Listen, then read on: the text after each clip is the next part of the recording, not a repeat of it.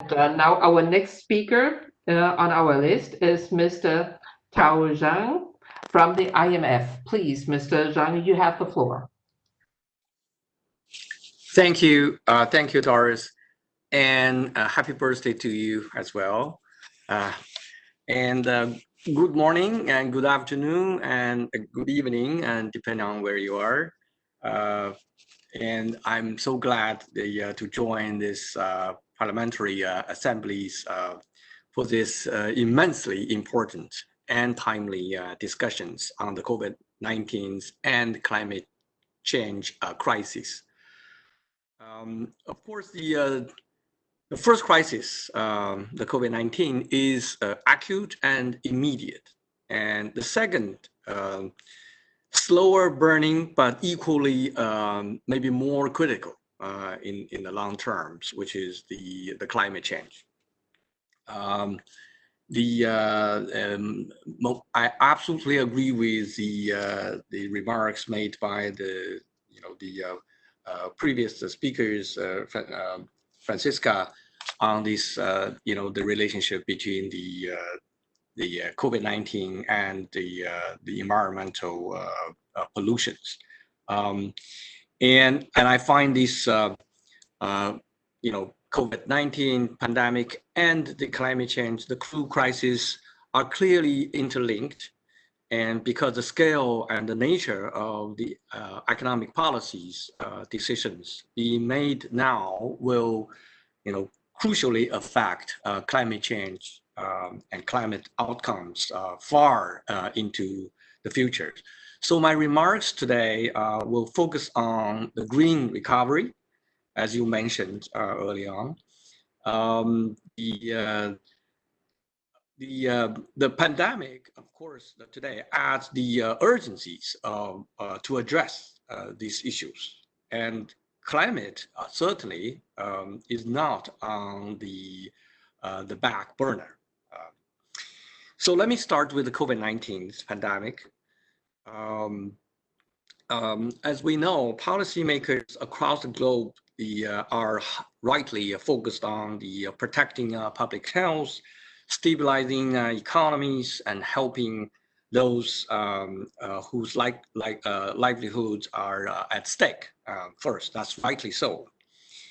But if we want the recovery from the crisis is to be sustainable, and if our world is to become more resilient, and then we must do everything we can in our power to promote a green recovery, as our managing directors, Kristalina Georgieva, said recently, as you quote a moment ago, Doris.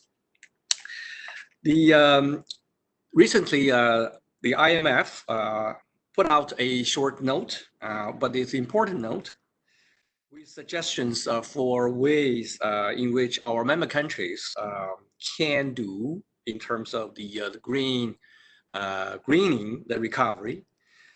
So I would like to take these opportunities to highlight some of these key priorities. First, we need to develop a new, ambitious, medium-term climate plan for the UN Climate Change Conference next year's, the COP 26. In this regard, the European Union is in the vanguard here by setting ambitious targets in their Green Deal, which is announced at the end of last year. And I noticed there is a very positive progress since the announcement in that regard. Second, use public support wisely. I can give you a few examples. For example, the green investment could be prioritized. In fact, according to our estimate, the transitions to a low carbon world requires $2.3 trillion in clean energy investment each year. And the financial lifelines to carbon intensive companies could be conditional on commitment to reduce carbon emissions. So these are just two of the many examples. Third, we have to put the right price on carbon emissions. Why? Because this would direct new investment towards low carbon technologies and contribute to now enhanced revenue needs. And existing taxes and emissions, including the trading schemes, are not strong enough to change the behaviors as we need it right now. For example, the average price we currently imposed on carbon emissions is only $2 per ton, and measures equivalent to global carbon price. What we need is actually at least $75 per ton by 2030, according to the research from the literatures. So that is the minimum requirement we need to keep the global warming under the 2 degrees Celsius. Fourth, we need to promote green finance. Here, targeted guarantees can mobilize private finance for green investment. Banks receiving public support could be mandated to better disclose climate risks in their lending and investment portfolios. And of course, we also need to find better ways of pricing in climate risks. Which underscores that the climate-related disasters have so far have little effect on equity markets, etc. Fifth, we need to promote a just transitions. That means we need to assist vulnerable households, workers, regions, and trade-exposed or fuel-producing firms, and using the carbon pricing revenues in broad tax reductions or public investment that boost growth and benefit all households. And six, which the last but not the least,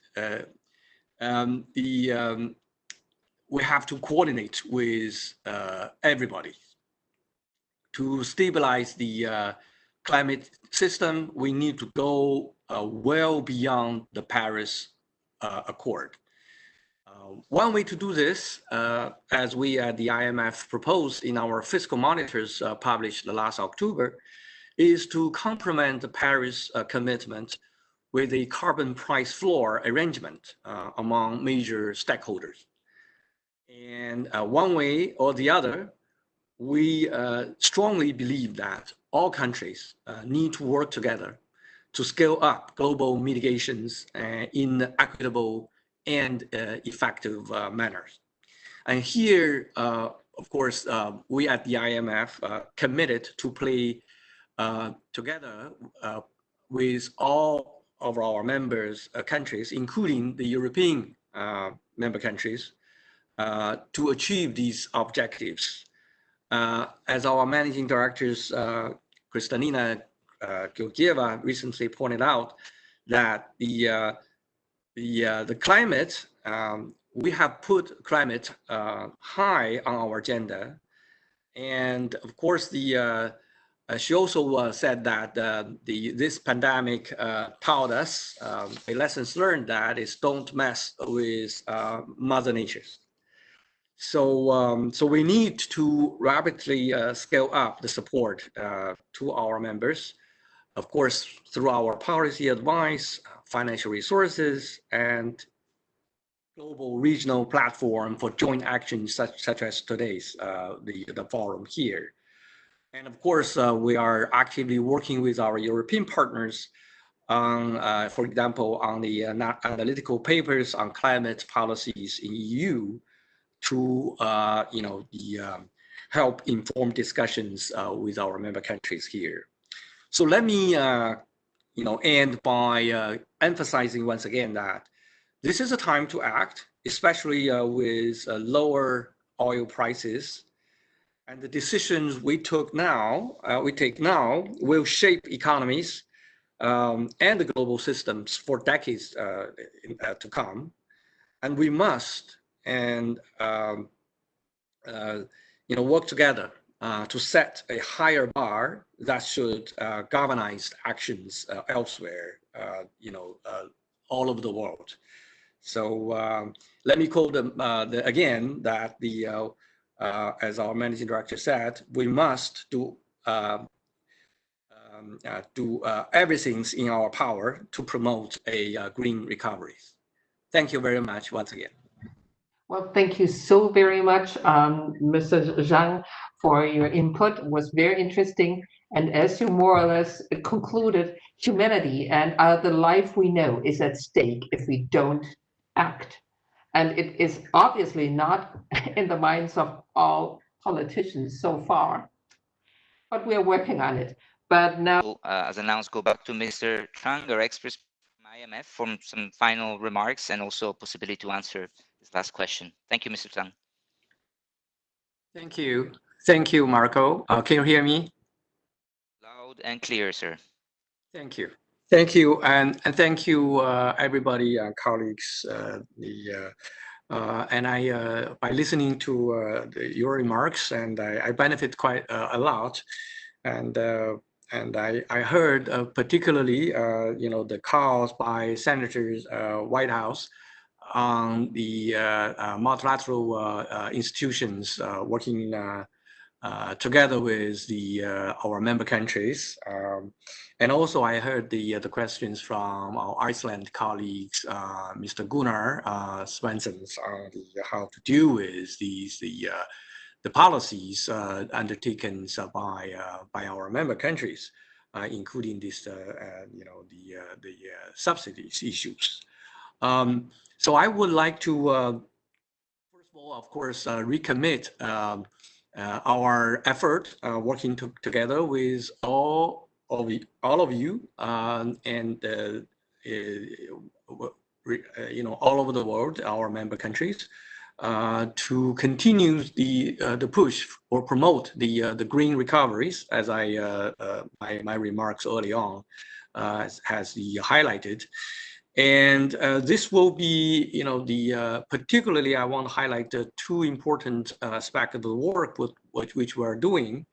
One is we want to continue to incorporate our climate change work into our various tools, such as our assessment of the public investment management and of climate change policies, particularly in the areas of the stress test of the financial systems that we carried out as part of our financial sector assessment programs.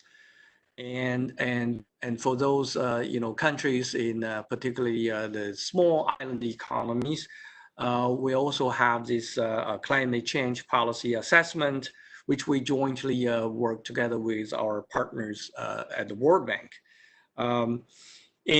Speaking of the working with our development partners, I want to particularly emphasize that the work has been done together with the coalition of the finance ministers for climate actions and the central banks and supervisors of a network for greening the financial systems, and also the global commissions on adaptations and other standard setting bodies. So the work is done, and so it's ongoing, and we will continue to work on it. And as I said earlier, with our joint effort, we'll tackle those issues which was raised by all the parliamentarians, including these energy policies.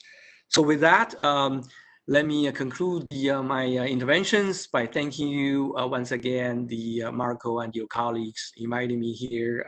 It's a great opportunities for me to learn, and also an opportunity for us to continue the effort on this. And I apologize for leaving earlier due to other commitments. Thank you all once again. Thank you very, very much, sir. We really learned a lot from your expertise and experience, and I think it was a valid exchange. Thank you for staying with us for an hour and a half, and all the best.